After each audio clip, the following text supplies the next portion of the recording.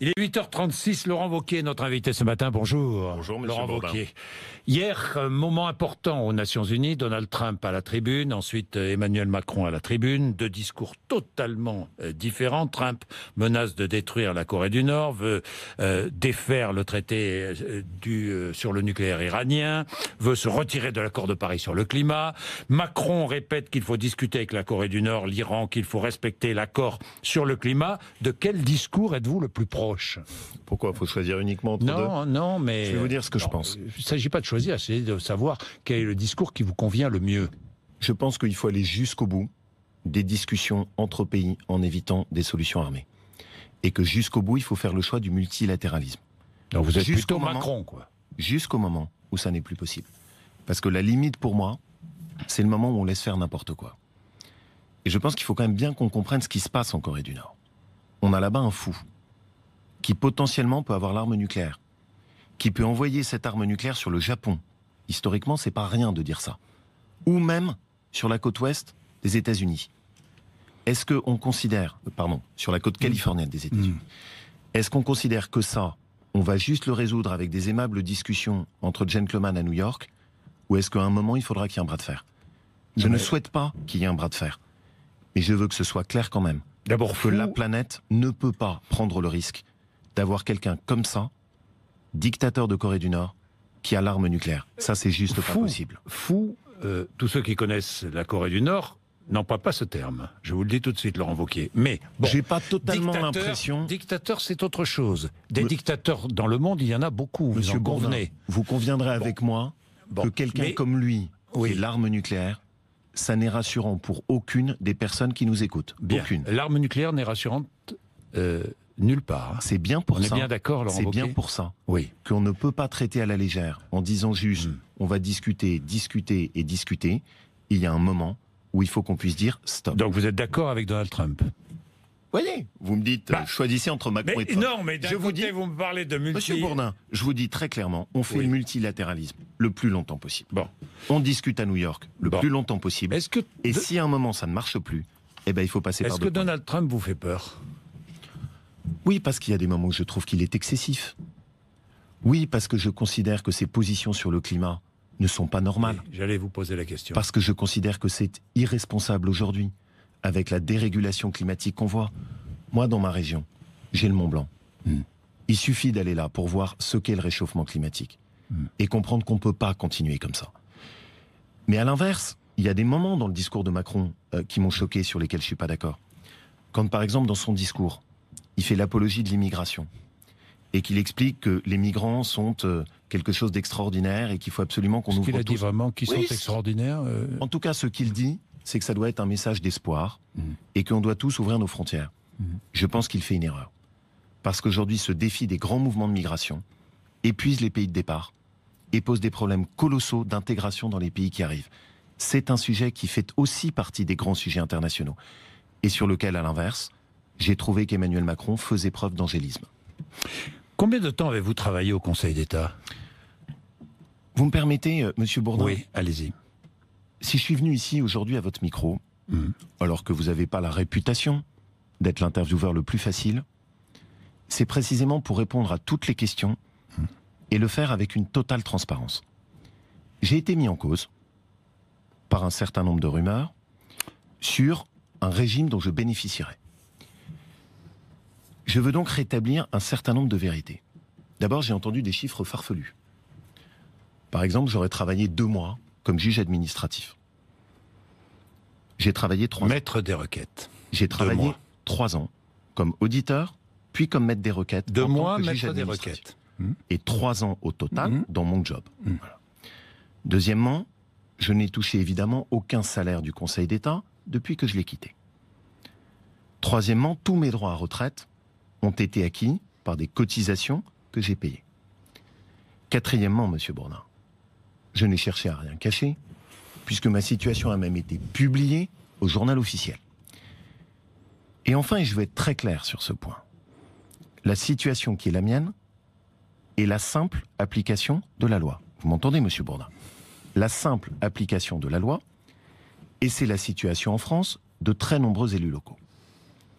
Une fois que je vous ai dit ça, je ne suis pas borné. Je vois très bien, vous l'avez dit à votre micro. Est-ce que vous allez démissionner de la haute fonction publique? Je vais vous répondre très clairement. Ma situation est la simple application de la loi. Et je comprends que ça puisse choquer. Moralement? Moralement, et pourquoi? Vous êtes dans la légalité, Bien sûr. mais ça pose des questions morales, Bien Laurent sûr. Wauquiez. Et je vais expliquer pourquoi. Et je l'entends. Ça pose des questions morales, pourquoi? Parce qu'en ce moment, on demande beaucoup d'efforts aux Français. Et que du coup, tout avantage pour un élu choque profondément les Français. Alors je J'ai m'arrête, toujours quels été- sont ces avantages? Cumul des retraites possibles. Exactement. Et progression, Deuxième avantage, et progression vous des choix. cotisez, progression, Des choix. vous cotisez sans travailler. Et Non. vous toucherez une retraite sans travailler. Ben si, Enfin, aujourd'hui, Oui, si. oui, bien sûr, mais je vais être très clair dessus. Oui, il y a des avantages. C'est très clair. J'ai toujours été très exigeant vis-à-vis de moi-même sur ces questions. Vous vous souvenez que ici même, j'ai plaidé pour la transparence sur le patrimoine des élus. Je vous ai annoncé ici même à votre micro qu'en tant que président de ma région, je baissais mon indemnité parce qu'il fallait que je fasse des efforts sur le budget de ma région. Aujourd'hui, j'ai donc décidé de mettre fin à tout avantage dont je pourrais bénéficier dans mes cotisations de retraite. Mettre fin à tout avantage dont je pourrais aujourd'hui bénéficier dans mes cotisations de retraite. Ça veut dire que vous Ce qui démissionnez signifie- de la haute fonction Ce publique. qui signifie que je mets fin à mon détachement. Je répondrai à votre question dans Oui. la foulée sur la démission. Que je mets fin à mon détachement et que je me mets en disponibilité de la fonction publique et du juge administratif que je suis. Pourquoi? Quand je fais ça, je vais bien au-delà de l'application de la loi. Je m'applique à moi-même une exigence que peu d'élus locaux aujourd'hui en France s'appliquent. Oui, une Je le exigence, une exigence Oui, oui. suivie par Valérie Pécresse, suivie par Bruno Le Maire, suivie par Emmanuel Macron, suivie par beaucoup de responsables politiques. Et aujourd'hui, par Nathalie très peu, Kosciusko-Morizet. et aujourd'hui, par très peu d'élus locaux Parce en que France. la Je loi le ne fais. prévoit pas Exactement. effectivement Donc cette... c'est une exigence personnelle que je m'applique. Parce Je que le la fais loi pourquoi? doit être revue. Je vais y Bon, venir. d'accord. Alors finissez. Je le fais pourquoi? Parce que Oui. je veux que ma parole soit libre. Parce que je veux que les gens puissent se dire, on n'est pas nécessairement d'accord avec lui, mais il a l'honnêteté de s'appliquer à lui-même ce qu'il demande aux autres. Maintenant, sur la question Il a de la- fallu ces révélations pour pour que vous preniez conscience de ça, non, Bien sûr. Laurent Wauquiez. Et c'est une erreur. Et je la reconnais. Qu'est-ce qui s'est passé? J'étais député. J'ai décidé de faire le choix de l'engagement de terrain, parce que c'est à ça que je crois. C'est pas les mêmes statuts. Et je n'ai pas été assez vigilant au moment où ça s'est passé. On peut commettre des erreurs, mais l'important c'est de savoir les rectifier. Ensuite, il y a un point sur lequel je voulais répondre, qui est votre question de la démission. Oui. Moi, je suis contre les élus professionnels. Je suis contre ceux qui ne vivent que de la politique. J'ai eu un métier avant, comme juge administratif. Et j'aurai un métier après. J'ai 42 ans. Je n'ai aucune intention de faire de la politique toute ma vie. Et je ne veux pas dépendre de mes mandats. Quand vous avez un médecin qui devient élu, vous lui demandez pas de renoncer à son serment d'Hippocrate. Quand vous avez un avocat qui est élu, vous lui demandez pas d'abjurer. Il y a une possibilité dans la loi française, et pour moi c'est très important, qui est la même pour les gens du public comme du privé. Vous vous mettez en disposition, dans le privé vous suspendez votre contrat, et vous pouvez être réintégré une fois que vous avez fini votre mandat d'élu. Très important. Pas d'élu professionnel. Donc, si j'ai bien compris, plus de cotisation, Je mets fin retraite, à mettez tout fin à tout cela, avantage dont je tout pourrais avantage. bénéficier dans mes cotisations retraite. mais Tout. vous ne démissionnez pas de la haute fonction publique parce que vous voulez y revenir Pourquoi? Parce que après votre carrière politique. Pourquoi? Parce que j'ai 42 ans et que j'ai pas l'intention de faire de la politique toute ma vie. Et je voudrais rajouter un petit mot, Monsieur Brun. Allez-y. Si vous voulez pas à votre micro n'avoir que des élus qui ont fait fortune, c'est important que les gens sachent qu'ils ont aussi un métier et que ce métier leur donne aussi leur indépendance. Je ne dépends pas de mes mandats électoraux. Laurent Wauquiez, est-ce que vous avez déposé plainte pour diffamation contre Olivier Faure ou pas? Oui, Vous l'avez parce fait? que Oui. j'en ai marre, et je vous le dis très clairement, qu'en France on puisse dire tout et n'importe quoi, diffuser les rumeurs les plus absurdes pour essayer de tuer quelqu'un. Oui. Je suis Enfin, là, attaché. c'était pas une rumeur, non? Ah bah, bien sûr. C'était- Il a c'était une traité réalité. d'emploi Oui. fictif. Oui. Eh ben oui. Eh ben ça s'appelle une rumeur. Ça s'appelle quelque chose de faux, et ça s'appelle une condamnation en justice. Bien, Laurent Wauquiez, parlons de la J'aime réforme bien du qu'il y Code ait un du peu de travail. fermeté et de correction aussi en politique. Bon, non, mais oui, mais On c'est peut bien, cogner. c'est bien de rectifier ses erreurs, Laurent Wauquiez. On peut cogner, Oui. et on reste debout. Bon. Et donc le cumul de plusieurs retraites, ça vous choque? Je pense que ça choque les Français. Oui. Et je pense que ça fait partie des choses sur lesquelles on doit pouvoir revenir. Voilà. Aujourd'hui, je montre l'exemple. J'espère que d'autres Vous chiffres. avez entendu vos adversaires politiques, même dans votre parti, qui ne comprennent pas que vous puissiez stigmatiser l'assistanat et que vous en bénéficiez vous-même. C'est bien pour ça, Monsieur Bourdin, Oui. qu'aujourd'hui, à votre micro, je peux vous regarder les yeux dans les yeux et vous dire mon comportement, il est en parfaite adéquation avec ce qu'est mon discours. Et j'ai une exigence vis-à-vis de moi-même qui va bien au-delà de la loi. La réforme du Code du travail, vous soutenez cette réforme? Je vais vous dire, c'est une réforme... Franchement. Je vais être très clair, elle ne me gêne pas. Oui. Il y a quelques avancées techniques. Mais je voudrais, là encore, vous êtes une chaîne Oui. dans laquelle vous avez beaucoup de gens qui travaillent, qui nous écoutent. Oui. Des artisans, des gens qui travaillent dans des petites PME, des petits entrepreneurs. Je leur demande de regarder cette loi et de se dire, dans ma vie quotidienne à moi, en quoi est-ce qu'elle répond au harcèlement administratif de l'inspecteur du travail? En quoi est-ce qu'elle répond à toutes les charges sociales que je me prends dans la figure et qui font qu'à la fin du mois, quand je regarde ma feuille de salaire, je ne gagne pas plus quand je suis au SMIC que si je reste chez moi? En quoi est-ce qu'elle répond? C'est le CICE qui va être transformé en baisse de charge, Laurent Wauquiez. Oui, d'accord. Mais le CICE transformé en baisse de charge, c'est aucune baisse de charge. C'est-à-dire, on prend, au lieu de vous le prendre dans une poche, on vous le rend dans l'autre. Mais c'est tout. C'est-à-dire qu'il n'y a, à ce stade qui n'est prévu, notamment sur les petites entreprises, aucune baisse de charge qui a eu lieu. Regardez l'exemple du RSI. Sur le RSI, nos artisans ne vont pas avoir de baisse de charge. La réalité, c'est qu'on leur a juste changé l'emballage cadeau, mais qu'ils auront toujours le même niveau de charge. Et c'est là où je dis... On ne sait pas, puisque l'artisan va être affilié au régime général de la sécurité sociale. Monsieur Bourdin, c'est catastrophique ce que vous me dites. Oui. C'est-à-dire qu'en gros... Ce qui va se passer. Eh ben, on n'a pas les détails de la réforme. Eh ben, je suis sur bien le d'accord RSI. avec vous. On l'attend. Mais charcutez-les un peu. Parce que ce qu'ils font, c'est de la communication. Ne vous inquiétez pas, j'essaie de poser des questions, vous savez. Et vous voyez que moi j'y réponds. Bon. Mais qu'est-ce qu'on voit? Alors, ce qu'on voit, c'est qu'aujourd'hui, en France, la France qui travaille, elle est harcelée de contrôle, elle est harcelée de charges. Chez Emmanuel Macron, je vois beaucoup de communication, mais je vois pas beaucoup de réponses. Bien, mais dans cette réforme, il s'agit de valoriser le travail. C'est l'objectif du gouvernement, ça doit vous plaire, valoriser le travail. Donnez-moi un exemple concret, je ne sais intelligible. Pas, par exemple, les salariés qui auront un pouvoir d'achat plus important. Mais ils n'auront pas de pouvoir d'achat plus important. Et il n'y a en rien un pouvoir d'achat plus important. Nous vérifierons fin janvier sur les fiches de salaire. Il n'y a pas de pouvoir d'achat plus important qui est prévu dans ces ordonnances sur le travail. Donc je répète ce que je vous dis, ces ordonnances sur le travail traitent quelques sujets techniques du Code du travail. Très bien, parfait. L'accord d'entreprise plus nombreux. Très bien, parfait. Facilité, c'est bien. S'il y a des avancées, je suis capable de les soutenir, mais je redis à votre micro qu'il n'y a rien qui traite la vie quotidienne de la France qui travaille. Voilà. Quand Emmanuel Macron dit hier soir sur CNN, la démocratie, ce n'est pas la rue, vous êtes d'accord avec lui ou pas? Je suis d'accord avec lui, mais j'ai un conseil à lui donner. Oui. La démocratie, en revanche, c'est écouter les Français. Et quand les Français sont en colère, parce qu'ils s'apprêtent à augmenter la CSG, parce qu'il revient sur l'APL, contrairement à ce qu'il avait annoncé, parce qu'il revient sur l'assurance vie, ce dont il n'a jamais parlé, parce qu'il revient sur le PEL, et qu'ils ont l'impression qu'il les a pris pour des imbéciles, là, ils devraient faire attention, parce que ça, c'est la démocratie. Est-ce que vous comprenez? Et je vois un président, pardon de le dire, que je trouve extrêmement méprisant à l'égard des Français. Quand, par exemple, il parle de fainéants, quand j'ai chez moi... Il parle des responsables politiques. Non, quand les fainéants sont les responsables politiques. Quand il utilise le terme en Grèce, en parlant de fainéants, quand j'ai chez moi un ouvrier qui va travailler dans une usine de plasturgie à 1300 €, c'est pas un fainéant.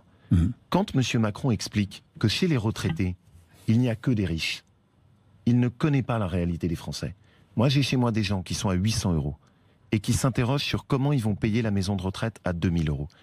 Je pense qu'on a un président de la République qui est très coupé des réalités des Français. Sauf qu'à 800 €, ils ne paieront pas l'augmentation de la CSG. Et je les mets en garde, La démocratie, c'est pas la rue, mais la démocratie, c'est les Français. Bien, Laurent Wauquiez, vous encouragez ces mouvements de grève qui s'annoncent, le blocage de l'économie? Je l'ai dit très clairement. Non. Non. Bon. Laurent Wauquiez, parlons de la loi contre le terrorisme. Gros sujet. Gros sujet, oui. Une loi qui a été durcie par le ministre de l'Intérieur après son passage au Sénat, majorité de droite. Laurent Wauquiez. Monsieur Bourdin. Oui. Je regarde cette loi. C'est vrai ou c'est faux, ça? C'est tout à fait vrai. Oui. C'est tout à fait vrai. Je regarde cette loi. Oui. Qu'est-ce qu'elle va faire? Il faut que nos auditeurs nous comprennent clairement. Elle consiste à sortir de l'état d'urgence. Moi, je le dis, il ne faut pas baisser la garde face au terrorisme. Il ne faut pas pratiquer, comme le fait le président de la République, la guerre des mots, sans aucun acte derrière. Soyons précis.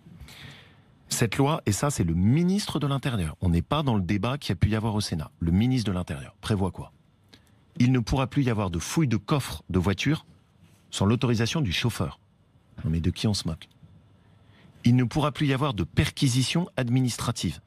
Je rappelle que les perquisitions administratives ont permis... elles seront possibles. Non. C'est le procureur qui donnera... Monsieur Bourdin, ça s'appelle pas une perquisition administrative. Ça veut dire qu'on est sous le contrôle du juge et avec, derrière, toute une procédure contradictoire qui prend une éternité. Pas du tout la même efficacité. Ces perquisitions administratives ont permis de saisir 600 armes à feu qui étaient dans des réseaux terroristes notamment. L'assignation à résidence. Je veux bien que tous ceux qui nous entendent comprennent. Aujourd'hui, avec la loi sur l'état d'urgence, elle permet de dire à quelqu'un qui est suspecté d'activité terroriste, vous êtes obligé de rester chez vous. Là, maintenant, elle va juste prévoir, vous êtes obligé de rester dans la périmètre, ville. Oui, dans la ville. Oui. Autrement dit, on va lui dire, ah bah, vous êtes suspecté d'activité terroriste, mais vous pouvez par exemple vous promener dans tout Paris ou dans tout Lyon. Dernier exemple, on ne pourra plus fermer de lieux de prière pour incitation à la haine. La réalité, c'est que cette loi sur l'état d'urgence n'est pas raisonnable. Incitation à commettre des actes terroristes, on ferme la mosquée. C'est-à-dire que explicitement, vous avez un imam qui vous invite à faire un terrorisme. Qui parle de terrorisme, on peut fermer la mosquée immédiatement. Par contre, on lui dit, nous haïssons les Blancs, nous haïssons l'Occident, nous haïssons les chrétiens, ben on ne peut pas fermer le lieu de prière.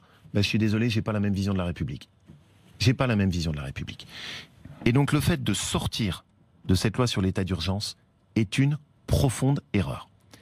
C'est pas à la guerre contre le terrorisme de s'adapter à la loi, c'est à la loi de s'adapter à la guerre contre le terrorisme. Mais ce que je veux, c'est ne pas être que dans la critique. Je tends donc la main à Emmanuel Macron pour qu'il ait un sursaut. Et je lui fais 7 propositions qui doivent permettre de renforcer au contraire la protection des Français. Pas baisser le niveau de protection. Renforcer le niveau de protection et de sécurité. 1. Il faut que les personnes suspectées d'activité terroriste ne puissent plus avoir accès à un certain nombre d'emplois en France. RATP, SNCF, aéroports, les écoles. Sur décision... Suspectées d'activité terroriste, c'est-à-dire... Ça veut dire que quand vous avez un individu qui est classé sur les fichiers S, qui est considéré... Fichier S, il n'y a pas que des... Bien sûr, fichier S radicalisé. Suspectés de terrorisme. J'ai bien dit, fichier S radicalisé proche des activités terroristes. D'ailleurs, l'employeur ne sait pas. Bien sûr, mais je ne demande pas que ce soit connu de l'employeur, je demande que ce soit une décision qui puisse être prise par le ministère de l'Intérieur. Vous prenez, vous, le risque de laisser un djihadiste en puissance dans une école? Vous prenez le risque de laisser un djihadiste avoir accès au périmètre de sécurité d'un aéroport? Moi, je ne prends pas ce risque. La deuxième chose que je demande, c'est qu'on puisse avoir un isolement total en prison des condamnés pour terrorisme, pour les empêcher de faire leur travail d'apologie à l'intérieur des prisons. La troisième chose que je demande, sur le même régime que pour les fous, c'est qu'il puisse y avoir un internement préventif des individus radicalisés les plus dangereux. La quatrième, c'est que je pense qu'il faut qu'on ait des gardes à vue quand il s'agit de terrorisme plus longues, pour permettre aux policiers et aux gendarmes de récupérer les éléments d'information. Enfin, il est indispensable qu'on puisse avoir un croisement de fichiers. Je veux là aussi que ceux qui nous entendent comprennent la situation de la France. Il n'y a même pas de croisement de fichiers des armes à feu, des assurances de véhicules, des véhicules et des fichiers de terroristes.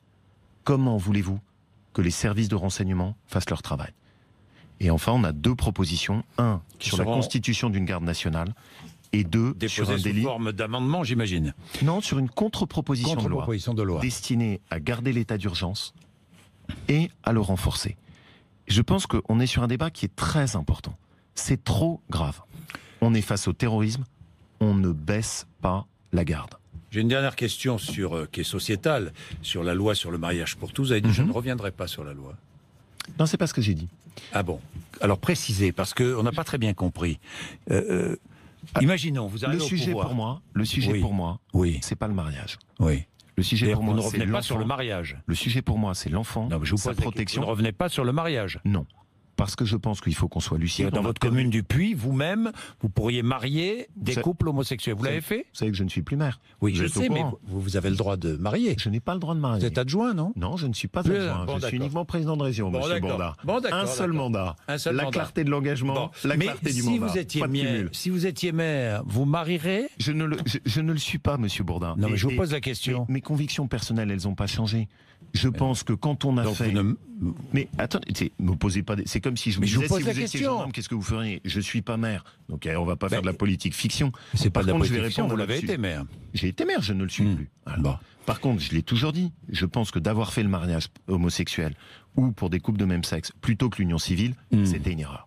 J'aurais préféré qu'on fasse l'union civile. Oui, d'accord, mais maintenant, aujourd'hui... on ne va pas démarier. Et on va pas démarrer. Et on continuera à marier, quoi. Parce qu'on a un président de la République. Et on continuera à marier. Et on va continuer à marier quand je vous dis qu'on ne va pas démarrer. Bon, voilà. Mais en revanche, monsieur Bourdin, c'est pas ça le sujet d'actualité aujourd'hui.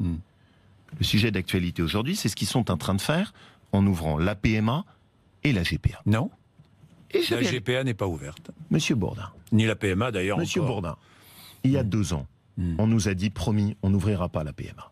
Je ne sais pas ce qu'a dit Emmanuel Macron dans sa campagne. Très bien. Mais Emmanuel Macron, qui participait du gouvernement de François Hollande, avait très clairement dit à l'époque, nous n'irons pas dans la voie de la PMA. On est dans la voie de la PMA.